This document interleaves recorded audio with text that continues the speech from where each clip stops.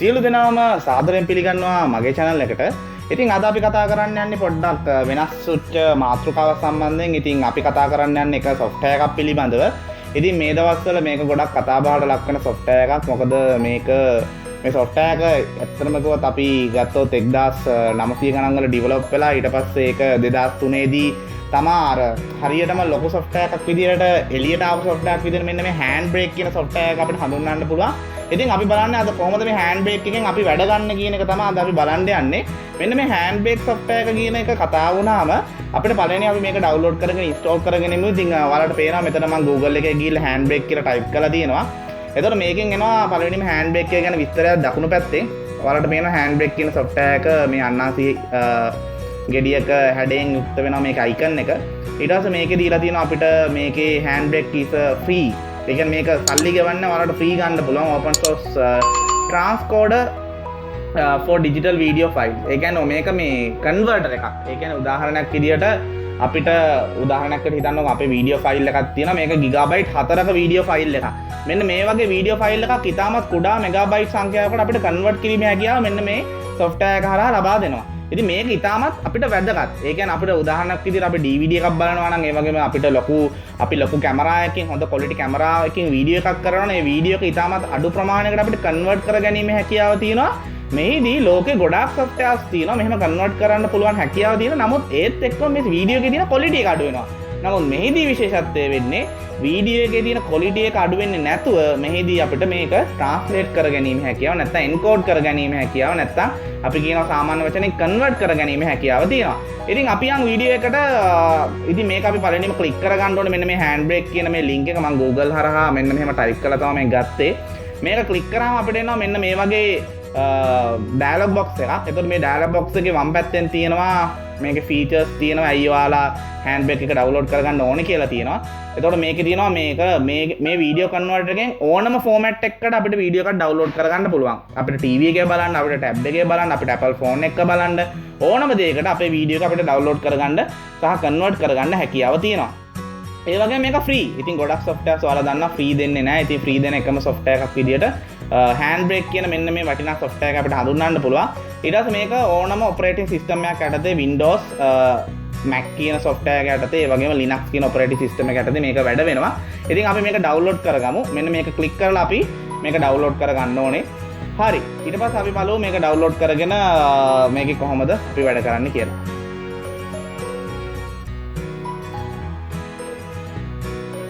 right ඊට පස්සේ අපි මේ දැන් download කරගෙන තියෙන්නේ. ඊට පස්සේ මේක icon එකක් එනවා desktop එකට HandBrake කියලා. ඉතින් ඒක click කරා මෙන්න මේ වගේ software එක දැන් මේ install වෙලා තියෙන්නේ.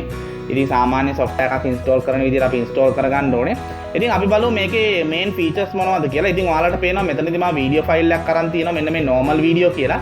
මෙන්න මේ normal video එක ඔයාලට පේනවා මේකේ megabytes තියෙනවා 290ක්. ඉතින් මේ megabyte 290ක වීඩියෝ එක දැන් මේක අපිට gigabyte ලොකු සංඛ්‍යාවක වුණත් ගන්න පුළුවන්. මෙන්න මේක මෙහෙම drag කරලා මේක මේ HandBrake කියන software එකට මෙන්න මෙහෙම drag කරලා දාන්න ඕනේ. එතකොට මේක මෙහෙම ඒකට upload වෙනවා මේ software එකට. upload වෙලා ඉවරයි. ඊට පස්සේ ඔයාලට පේනවා මෙතන අපිට මෙතන එන format එක M4V කියන එක.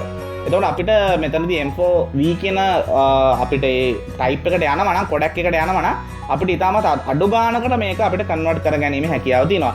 ඊට පස්සේ අපි මෙතන start encode කියන button එක click කරන්න ඕනේ. right අපි දැන් ඒක click කරාම ඔයාලට පේනවා මෙතනින් මේක අපි encode කිරීම පටන් ගත්තා. conversion එක පටන් කරගත්තා. මේකේ size එක අඩු කරලා quality එකේ අඩුවීමක් නැතුව size එක අඩු කරන්න පටන් ගත්තා. ඒතකොට ඔයාලට පේනවා මෙතනින් අපේ progress එක යනවා. එතකොට මේකෙන් අපිට 100 ගාණක් කොච්චර cover වෙලාද කියලා පෙන්නනවා. එතකොට මෙතනින් සියලුම දේම අපිට පෙන්නනවා. මෙතන අපිට time කොච්චර තව තියෙනවද කියලා පෙන්නනවා. ඉතින් මේ වගේ දැන් මෙතන 102ක් ගියා කියලා පෙන්නනවා. ඉතින් මේ වගේ මේක 100ක් යනකම් අපි ඉන්න ඕනේ. ඊට පස්සේ මේක 100ක් ගියාට පස්සේ අපිට අනිවාර්යෙන් මේකේ output එකක් හම්බ වෙනවා මෙන්න මේ කියන folder එකට C කියන platform එකේ videos කියන folder එක යටතේ අපිට බලන්න පුළුවන්. ඉතින් මම මෙන්න මෙතනදී මෙන්න මෙහෙම එකක් අරන් තියෙනවා. මේ පේන ඔයාලට මේ HandBrake එකෙන් මෙතනදී ආපු output එක තමයි මම මෙතනදී මෙන්න මෙහෙම අරගෙන තියෙන්නේ.